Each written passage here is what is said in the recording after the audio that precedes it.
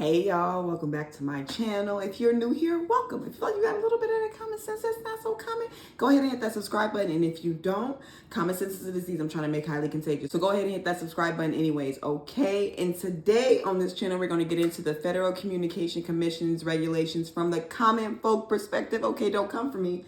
I don't have any official law training. I don't have an official law degree. I just get all my information from good old Dr. Google and then give it out to you guys with my opinion, okay? And specifically in this video, we're going to look at their payola and sponsorship regulation. But before we get any deeper, first and foremost, my name is Key, and this is What's the Key? For me, work, for me, work the body for me. All right, y'all. So before we get into it, I'm gonna have a little bit of announcement this week. You will only be getting one video. I know. I'm changing around my schedule, figuring out what works for me, what I feel like works best for my YouTube uploads. And the next video, if everything goes as planned, will be uploaded on Monday. Also, yes, I have a broken nail. We all saw it. We're done. No need to bring it up. Okay, moving on and jumping into the content. All right. Always, if I'm looking down, I'm looking at my notes, and any little bell you're hearing is my cat City doing very kitty things. Okay. So the Federal Communications Commission, or the FCC, was established by the Communications Act of 1934, specifically on June 12th of 1934. And before, it was originally the Radio Act of 1912, but in 1926, the Federal Radio Commission was established and they created the Communications Act of 1934, all right? They're an independent federal regulatory, and they are in charge of regulating interstate and international communications by radio, TV, water, satellite, cable, and more recently, they're starting to get some authority into regulating communications via internet. So now that we got a little bit of the history, let's look at the actual rule for the payola and sponsorship identification. So in Section 317 of the Communications Act of 1934, it requires all broadcasters to disclose to their listeners or viewers if matter has been aired in exchange for money, services, or other valuable consideration. All right. The announcement must be aired when the subject matter is being broadcast. So they're like, don't be out here saying, hey, last week, the only reason why we were promoting that concert is because they paid us to promote that concert. They gave us all the money for it, and they promised us this and that. But that was last week. Okay, this week we're working on something different. No, they saying at the time that you're promoting it or saying it or etc., you need to be saying that it was sponsored.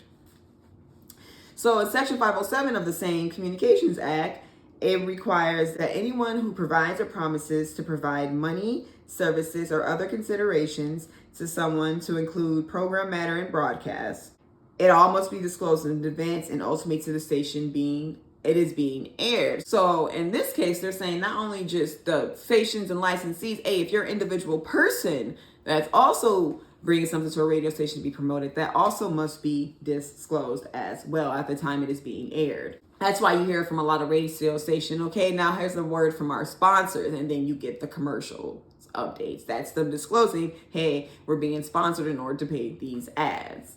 You hear that on TV shows and things as well, but you also hear it too on social media content. Okay, you hear the social media influence saying, hey, this video is sponsored by, etc., etc. In the middle of video, it's typed out, also in the caption, and etc. So it's all over the place. You must disclose if something is being sponsored if you are promoting a product through any of these communications. Both the person providing the money, services, etc., and the recipient must make this disclosure to broadcast sponsorship as stated in 317. Failure to disclose such payments or the providing of services or other considerations or promise to provide them is commonly referred to as payola. Okay, and that's what this whole thing is about. And it's punishable by a fine of not more than $10,000 or imprisonment for no more than 1 year or both. All right, and it's all within the purview of the Department of Justice. If record companies or their agents are paying persons other than the broadcast, I love that they put in their agents because they're saying, hey, they work for you. So same thing. Broadcast licensee, the person making such payments, and the recipient are also subject to criminal fine, imprisonment, or both for violation of disclosure under Section 517. So even if you come into them as an individual and not say you're coming to them as a company, you and the recipient of getting the promotion still must disclose, even though you're not saying you are the licensed place. You're doing it for them in any type of way. So that's what they mean by authorization. You're doing it for them in any type of way. So it falls under this same section of 517 of the individual. So looking at the FCC website, the very first case I saw was from October of 2000 and the very last case was in 2014. Okay, I'm looking at cases on the FCC website, all right? Cases that have been tried by them, not settlements that have been made. And there's a lot of settlements that have been made between record companies, radio stations, and etc. out there by state, but I'm looking at what is on the FCC website, okay? So the very first case was in the matter of AM/FM radio licenses, LLC, licensee of station WKQI-FM in Detroit, Michigan. And this is for the Brian Adams song On a Day Like Today. All right? So there were two different agreements. The first agreement they came to on September 23rd, 98. And the record company basically told the radio station that on 10 of your stations, we're going to purchase commercials, and make Brian's available for live concerts and provide the seats, airfare, and etc. for the contest and stuff. So that wasn't the problem. That was on the email. That was being promoted, the contest and etc. And it was all being disclosed. All right. Now the second part was the problem that wasn't being disclosed. No, I found a little shady. Okay. The person from the record company called a person from the radio station first in Texas and was like, "Hey, we're gonna have to cancel Adams' concert," okay? And then they went and called the people from Detroit, same radio station, and was like, "Hey, we're gonna have to cancel the Adams concert." Of course, the person at the Detroit radio station is freaking out. They had promoted this concert for how many ever times they promoted it. People were expecting Brian Adams to be in a lineup, and now they're being told that he's not going to be there. Out of desperation, they try to do what they got to do to get him there. So the person at the radio station is drawing up this little agreement that the person at the record company agrees with, that they will play Brian Adams' song 25 times from November 11th, I believe, was all the way up to December 26th, 25 times a week. And then they also agreed that his next song that was being released, they would pay for 15 times a week for up to 5 days out of the week, for up to 5 weeks. So they ended up finding proof that all this happened, of course. And it was funny because the CEOs, I can't remember, from one of the companies had basically wrote to all their employees, "We would never accept pay for play, etc., etc." But all of it, like it showed that y'all did. So I don't know if the person who wrote the letter wasn't aware or if they were just, doing extra, but it was right there. He wrote that to y'all. The radio station wrote that agreement to y'all and y'all agreed to it. It was written down. I need y'all to realize when y'all write stuff down, there's a paper trail at that point. But I thought it was a little shady because they just went and they had y'all promoting these concerts and just said F it and canceled them in 2 spots. As the part of the agreement said live concerts, not necessarily. I don't know if it was live concerts per station. I didn't find the agreements or look into it, but I just think it's a little shady that you promised them all this. They promoted the contest, had contests for tickets and all this stuff, and then y'all pull out of the thing. And the excuse that they had used for Detroit was that, hey, if we cancel the Texas show, going to Detroit would just be too expensive. Sound like a personal problem, okay? But they end up doing all that. They try to argue back in the case that, hey, no, the play for play was part of the first promotion. No.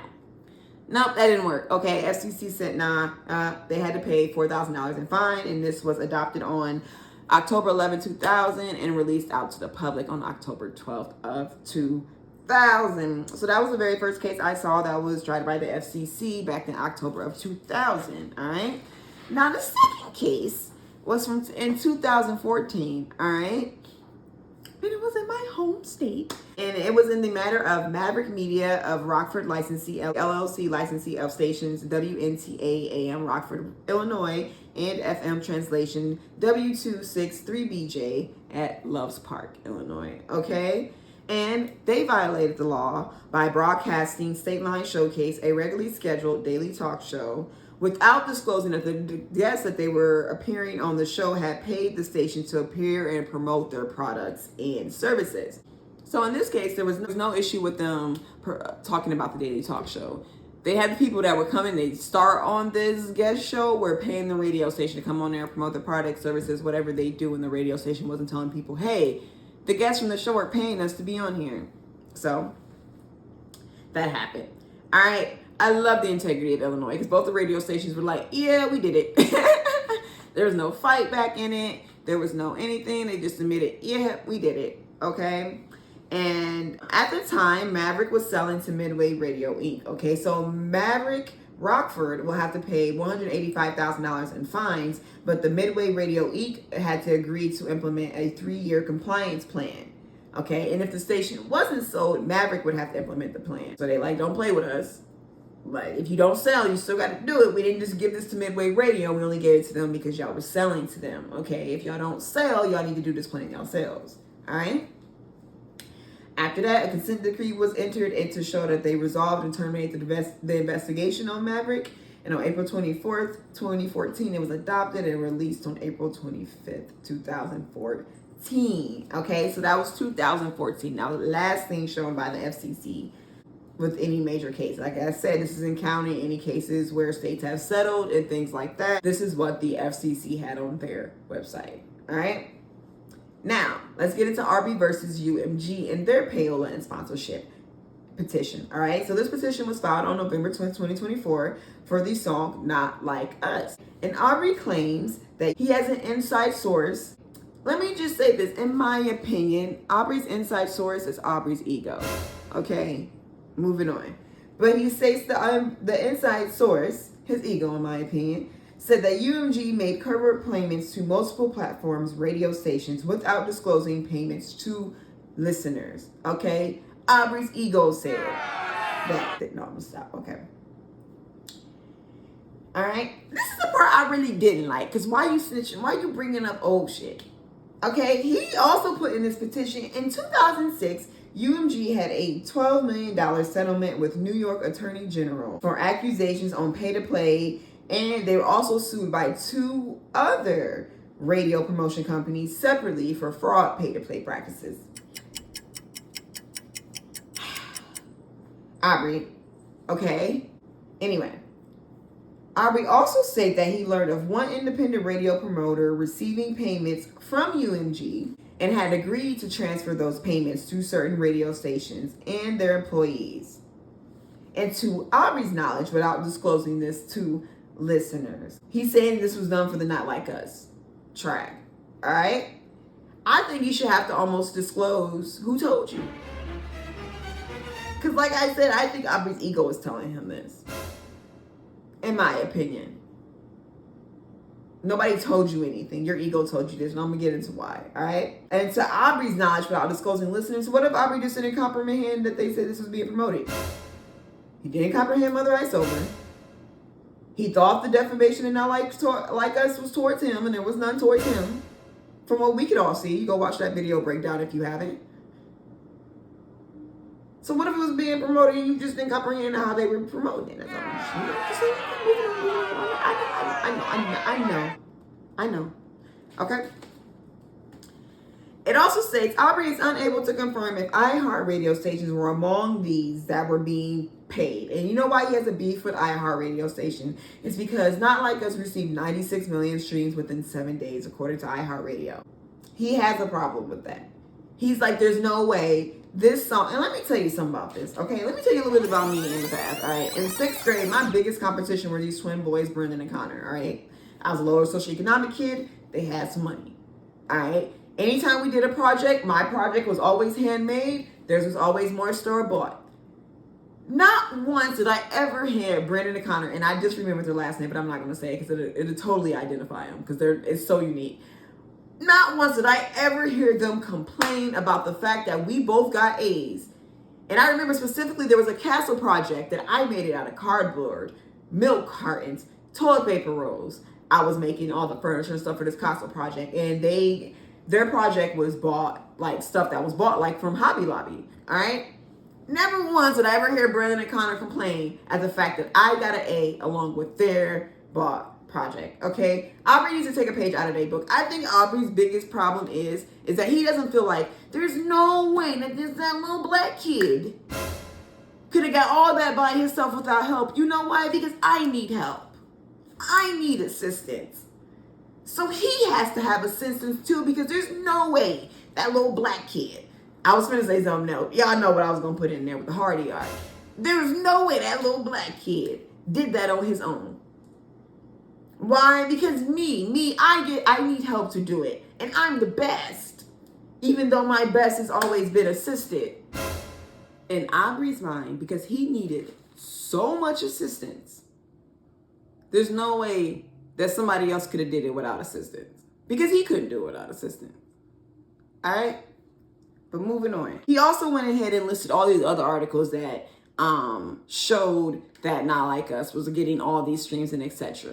We're glad to know you're a fan, Drake. Glad to know you're a fan, that you're reading all these articles and tracking the streaming numbers on Not Like Us. Aubrey also claims unknown third parties were paid to share songs and videos. The praise said the purpose was to inflate metrics and encourage commentary and intake and to make it go viral. Aubrey also claims that unknown third parties were paid to share the song and video with the purpose to inflate the metrics, encourage commentary and intake to make it go viral.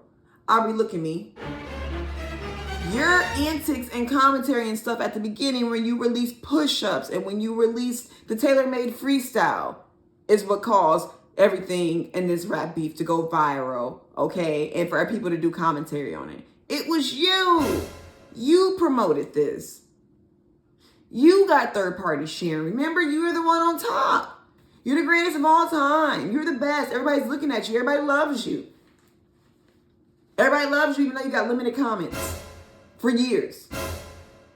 Wild to be the most loved artist and have limited comments on Instagram, but I digress. You promoted this to all the third parties. You got them to share these songs.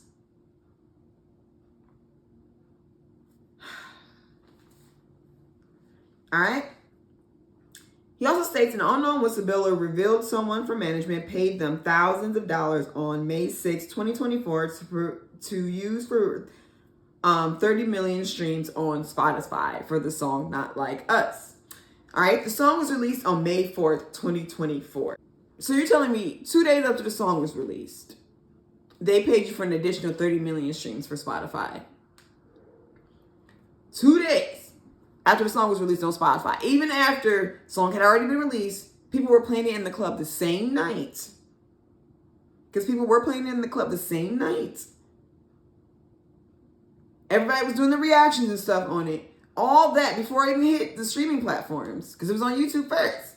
And then 2 days later, they paid for 30 million streams on something that was already going viral? UMG, if you're throwing away money like that, I got some business proposals, okay? Because why would you do that for an already viral song?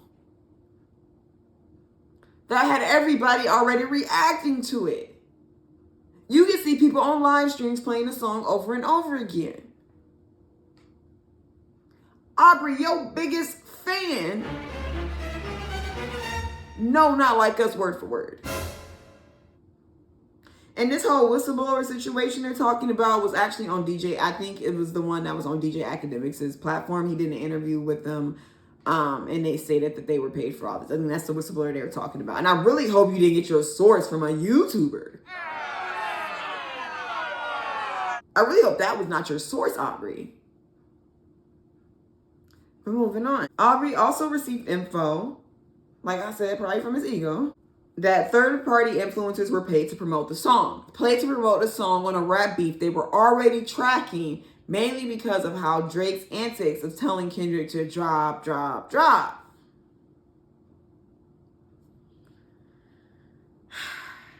All right? And said that UMG removed copyrights whitelisting the song. That way more people can listen to it. And maybe I got this wrong. I could be wrong. I would think, if anything, Kendrick dropped it without copyrights, removed whatever copyrights, and then UMG saw how popular it was getting and was like, hold on. We got commenters from the NBA singing this song, rapping this song. We gonna need our coins if they gonna pay this in the background as their third party, okay? Oh, wait, you ready to put this on streaming platforms because it's popping? We need the copyright. We not finna just do this as a free-for-all, okay? I could be wrong, but I feel like Kendrick removed the copyright, and then UMG was like, yeah, but this is popular, so we're going to have to go ahead and do it. Okay. Reactors would have still found a way to react to the song, even if they had to cut out pieces so that the whole song was... I see this all the time with reactors. You got to cut out certain chunks and pieces so you're not playing the full song. Okay? I'm just saying. It's just my thoughts behind it. Okay, so Aubrey brought this petition about just to see if iHeartRadio did get paid. Basically, just to see if somebody is doing better than him without the assistance. Because the only way he can do well is with assistance. That's how I see it. That's what I'm seeing out of this whole thing. Brought up other people like Spotify. All because someone did better than you. And you know the only way that you do well is when they are paying for people to promote your stuff. So it's hard for you to believe that somebody else without all the glitz and glams that you have can do just as well. But y'all, that's my final thoughts on this. All right, I'm so sorry. A bit of my Kendrick bias may have came out in this video. Okay, but I did keep it law. Okay, you did get the details of the law. And I will say, if all this is correct, Aubrey does have a case and he will win against UMG. UMG will lose. Okay, UMG will lose if all of this is to be true. I just gave my thoughts throughout it as to why I thought it was wrong. Okay? Let me know your thoughts in the comments. What do you think is going to be made out of this whole petition? Because I'm releasing this video on Wednesday, and this petition, I believe, is on the 20th. Is when they have their first hearing for it. So, let me know your thoughts in the comments. I personally think, Aubrey, even if you do win, nobody's going to care. All right, y'all. I'll talk to y'all later. Bye. For me, break, for me, break that body for me.